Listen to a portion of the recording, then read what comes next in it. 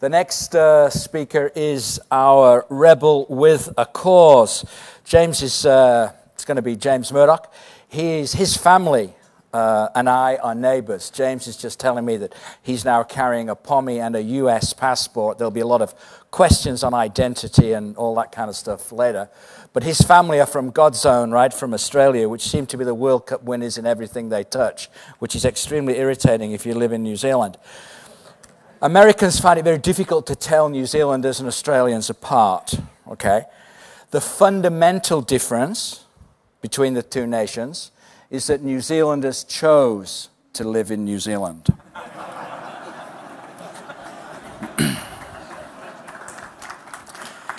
So James was the chairman and CEO of Star Group Limited. He's on the board of trustees of the National Lampoon, which is in Harvard. He's the leadership council of the Climate Group. He's a crack cartoonist. He's an entrepreneur, a visionary, and a risk taker. James Murdoch. Thanks, Kevin. Hi, thanks very much, Kevin, and thank you.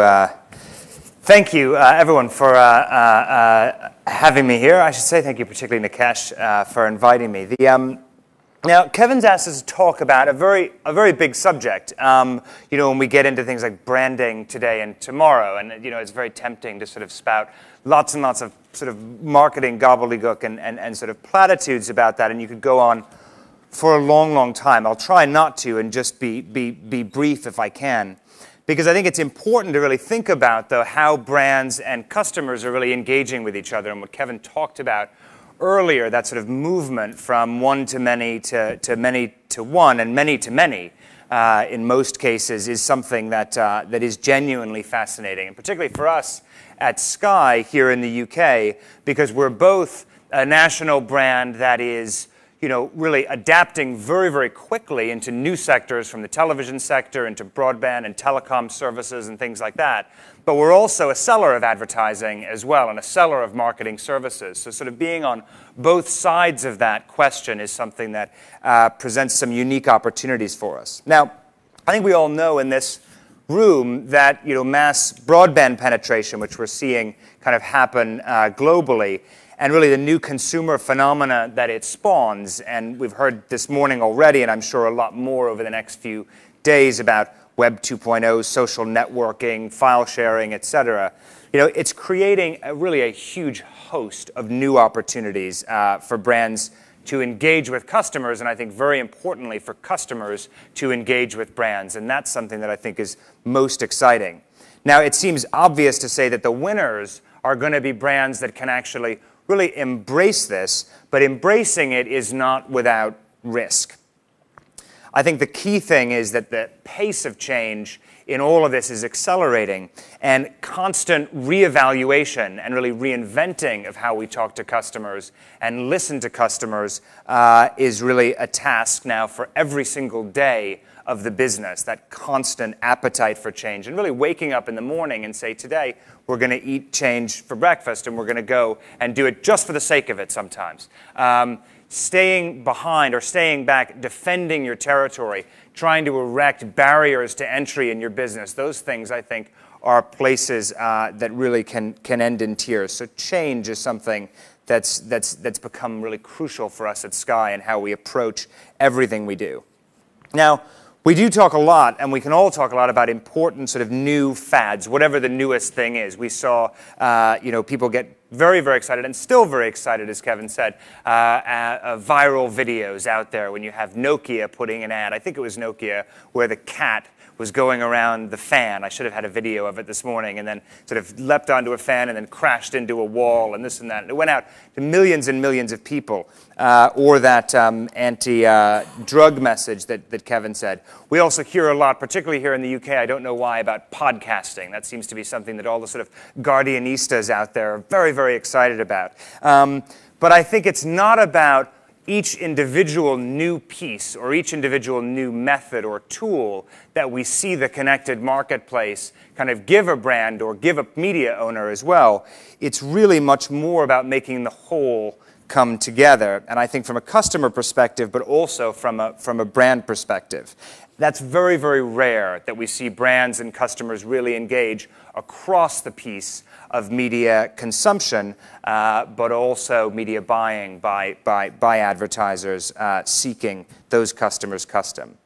Now, I think it's important to say that traditionally, and I say traditionally over the last sort of 10 years, and I think still in many cases, Sir Martin was talking about creating a sort of separate vertical, we do tend to think of internet advertising or internet brand building as very much a separate piece of our businesses, and we tend to set them aside. But I think one of the most interesting things Sir Martin said was actually the growth in his PR business over the last couple of years, because the way I see it anyway at Sky is very much that communications from a traditional advertising perspective, from a core kind of brand values perspective, from a public relations and communications perspective is all something that actually fits together and needs to fit together. So whether or not it's engaging with the traditional press that writes about an industry or writes about your products for customers, to engaging with the web forums that are out there, blogs, etc.,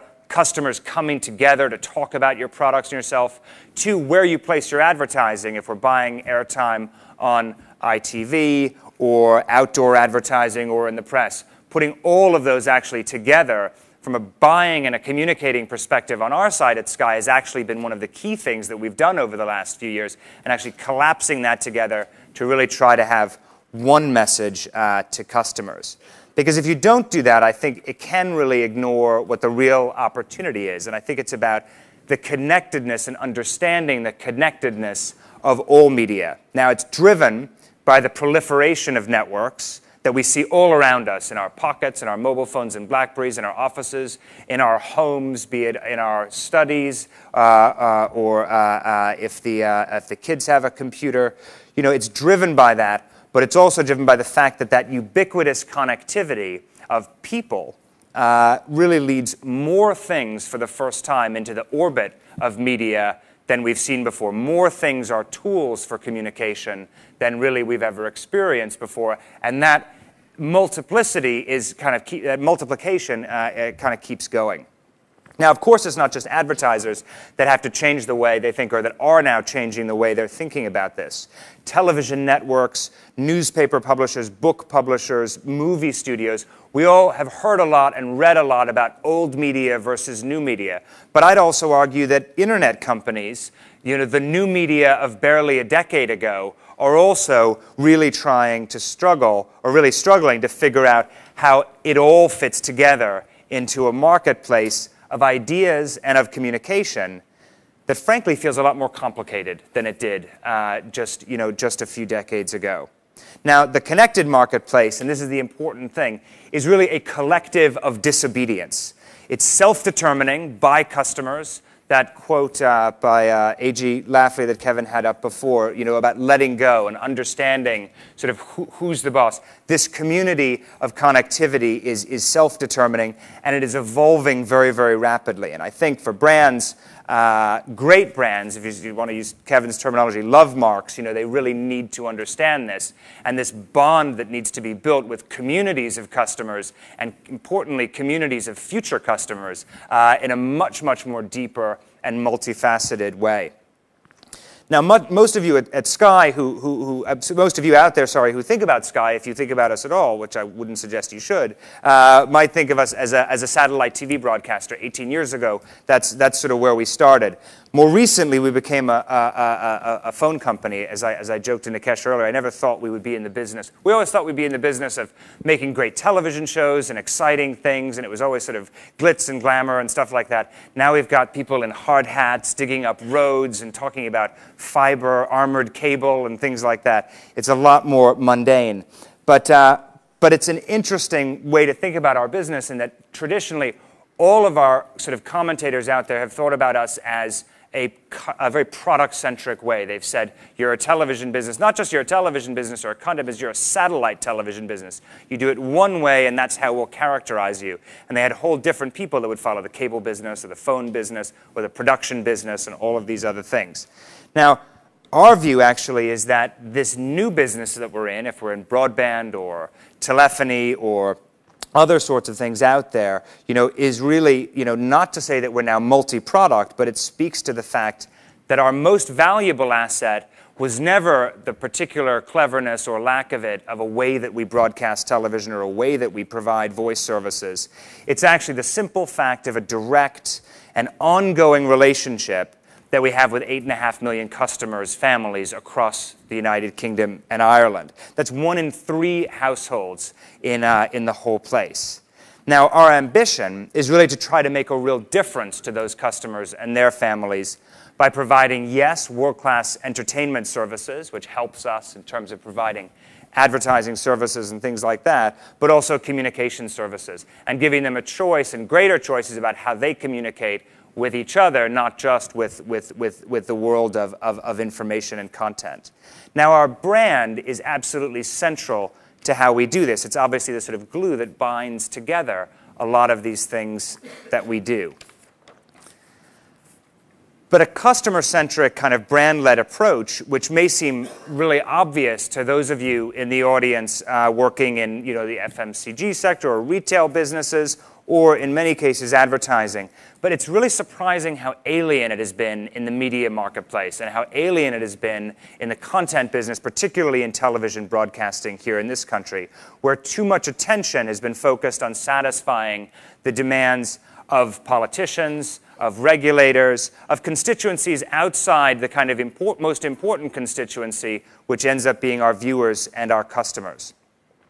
Now, one fundamental insight underpinned the launch of Sky 18 years ago in 1989, and that was simply that British television viewers deserved more choice and better television, and that they were willing to pay for it, that if you gave them something better and you gave them choice, they would be willing to pay for it. David talked before about empowering customers, the sort of I can generation. It was a great speech, and I agree with many of the sentiments, David. But it's really it's just a shame that it's 2007 and we're getting there now to say people maybe they want choice and they want to be empowered and do their own thing. This is something that absolutely every time you go to a customer and you say, would you rather choose for yourself? Would you rather be empowered to make choices between services out there, be it consumer services, media services, government services? They generally say, yes, I would like to make that choice. I believe in myself to make that choice. Now, in television broadcasting, that flew in the face of conventional wisdom at the time.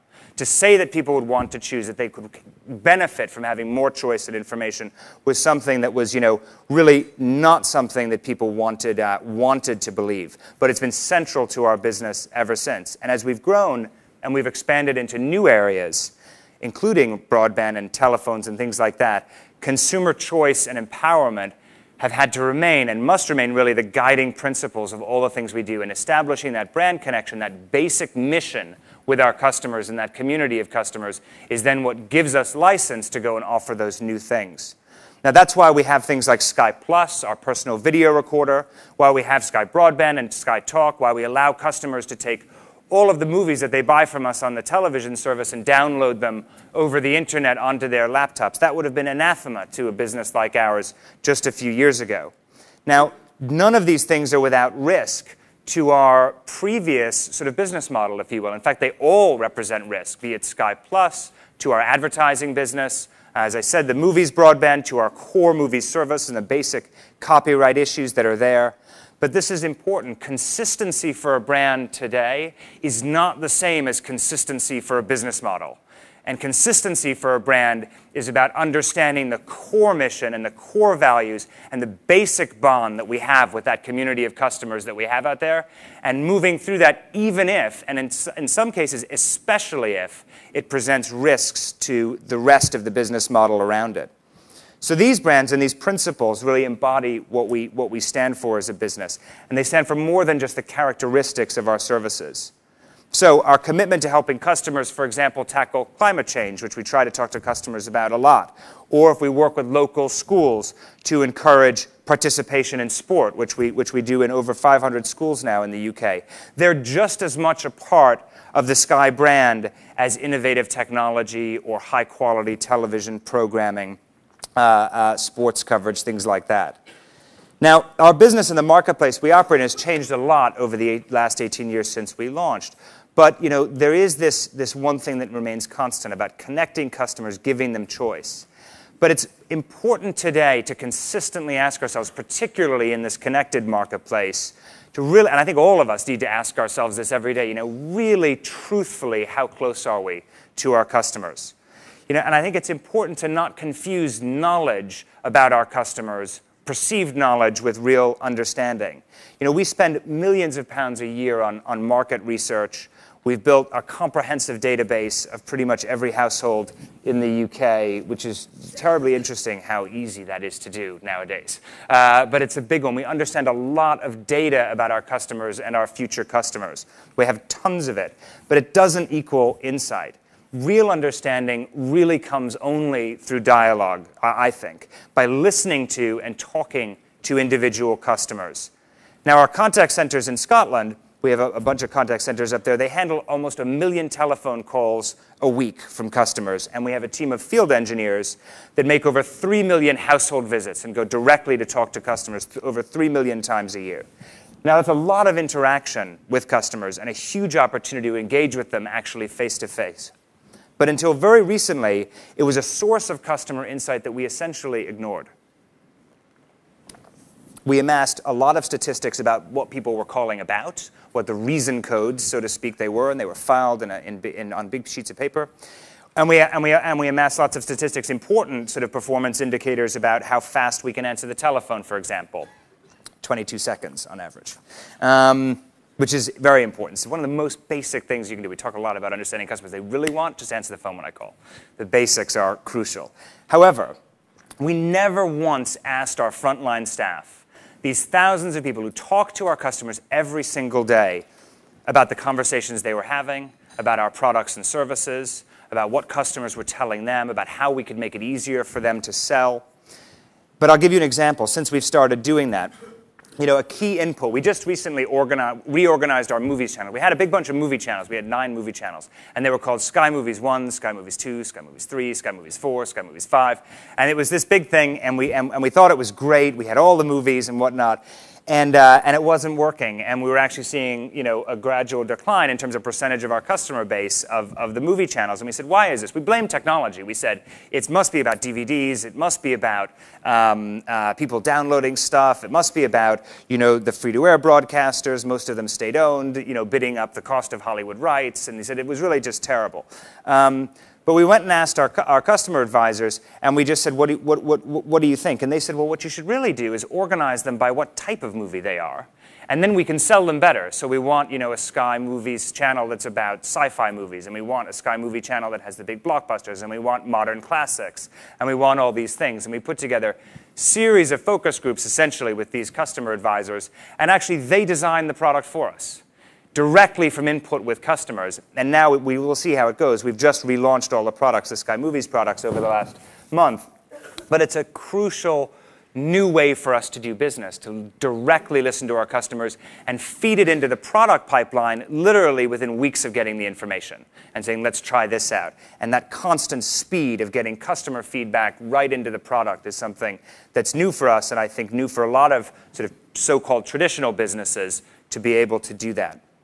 Now, it's more than ever, though, I think, important to realize that it's not just about talking on the telephone with customers. There's so many new ways with technology to get much, much closer to customers and to really change the way we have this dialogue. I think the opportunities to get closer are actually expanding in very rapid and interesting ways. The volume of conversations, for example, about a company like Sky in internet chat rooms, on forums, etc., is something that surprised me, frankly, because I don't think it's that interesting what we do. But there's these people and their customers, and they talk all the time about our services. Now, our customers and our prospective customers, and in some cases our employees also participate in all of these forums, and they talk about what we're doing well, what their experience of the business is, what it's like to work at this business. It's interesting. When we look at these blogs, it's very important to be seen as a good place to work. Customers care about that a lot more than you would think in terms of our reputation. It's not just about being able to recruit good people. It's just about recruiting customers as well. Now, it's very unmediated. It's raw. Sometimes it's inaccurate and unfair. But it's also a huge opportunity. And it was unimagined, again, a decade ago, to be able to listen to our customers and engage with the people who actually pay our bills. Now, it's changing the way we do business in a lot of ways that are not easy to predict. For years, we use something in the business we call software offers, where a customer would call up to cancel a subscription, and they would say, can you just give me a deal, or I want to leave for whatever reason, et cetera, and we would say, fine. And we used to call this covert marketing, right? And you would say, fine, I'll give you half price on Sky Sports, I'll give you, half price on this other product, et cetera. Now, the problem is we didn't realize fast enough that you can't do anything covertly anymore. When you have millions of customers and many thousands of them are talking online to each other about what's going on, there is no discrete offer in the marketplace. You can't put a deal in Reading and expect the people in Glasgow not to hear about it and say, why am I not getting that? I'm a good customer. I've been paying you for 10 years. Why can't I have that, et cetera? So we had to completely change the way we did this. We had customers now teaching each other how to game the system. We had whole websites springing up saying, if you call at this time on this day and you say it like this, don't let them turn you down once, don't let them turn you down twice. They'll give you a deal like this over here. And it was this discussion around that. So the number of people on discounts rose very, very sharply, with these sort of hardcore serial kind of offer riders in there teaching everyone else how to do it. But much more damaging, there was a growing sense of resentment amongst loyal customers, and these people are online, they're real advocates, real amplifiers for the brand, who felt like we were being taken for granted. Now, it was a big decision to stop doing that. We just stopped. We said, we're just going to cut it out. And we went on all the forums and engaged with all of these customers out there and said, no more offers. We're just going to reward good behavior from customers now. And the response was immediate. The gratitude from customers, the gratitude from loyal customers, suddenly, a lot of these other customers who had been bluffing us, saying, okay, fine, I'll pay, et cetera. It was very, very interesting. So listening to our customers, though, is crucial in this, both in old ways, talking to them on the telephone, and in new ways, engaging with them in this connected marketplace as actively as we possibly can. So I would just say that, I think that, every brand owner today, yes, has an internet strategy and yes, does all these things, but it's more than just about tweaking the mix between buying online versus buying elsewhere. It's really about mixing the old and the new, so to speak, putting those things together so a continuum of communication can really exist there. Now, it's only the tip of the iceberg, and I'll just finish with this one point, because as the virtual worlds and the real worlds, this connected world out there and the real world of our going down to the corner shop, they are intermingling and overlapping in very surprising ways. We really only have to look east. I mean, Martin talked a lot about looking east to China and Korea and places like that, but we can see now the early implications very clearly in a society in terms of how customers behave, how they talk to each other, of the overlap of social networking, of always on sort of personal connectivity out there, persistent universe gaming, these frictionless communities starting to really, really take root. And these trends are emerging now as a mainstream activity for generations of customers. And that really has to change the way all of our brands kind of interact with them and allow them to interact us. So I'd urge you, when you think about this, not to think of us at Sky as a deliverer of audiences in a traditional television business, but increasingly as really a gateway and a communication conduit with 8.5 million British and Irish families, because that's the way we think of ourselves and how we sell our own products and services. And I would say that sort of the proof point of it, in terms of pulling these things together, and I think it's important, is as a supposedly maturing business, almost 20 years in, today, as a business, we're growing and adding customers faster than we have for the last 6 or 7 years. And I have to say, I think it's because we simply are able today, with all of these new things, to listen better to our customers. So I'll leave you with that, and then I'm sure I'll get a grilling in a few minutes. Thank you.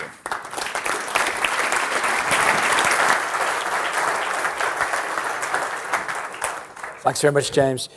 Listening to the homily to the customer there, if you think about this whole research game, the journey of research, it starts with information. You track through knowledge. You go into insight. And the end game is foresight. Okay? We are mired in information and knowledge. They've become commodities, right? Everybody now has the same information. We're drowning in the stuff. We are all knowledge workers now, right? All of us are knowledge workers, whether you're in India, Bangladesh, or even Australia. Well, that's a stretch. But Yorkshire, maybe. No, that's another stretch. But most of us are knowledge workers, right? That's not where competitive advantage is to be gained, in my view. The gain is insight. You heard James talk about insight. Most insights we see from clients have one thing in common, an absolute lack of insight. Okay, they're an agglomeration of facts. They're just a summary written by the market research department, designed in any way to fit the brand that they already have, right? So what a client calls an insight is rarely an insight. An insight is an insight once. It's something new. It's something fresh, something you've never seen before, aka anathema to most clients, because if you haven't seen it before, you can't measure it, so it's a terrifying thing. I urge all of you to listen to James' story. It's not about listening to consumers or talking to them. It's about engaging them and doing something with that is insightful and full of foresight, like changing the name of your channels from 1, 2, 3, 4, 5, 6, 7, 8, 9 to having something with emotional empathy. That was a brilliant move, James.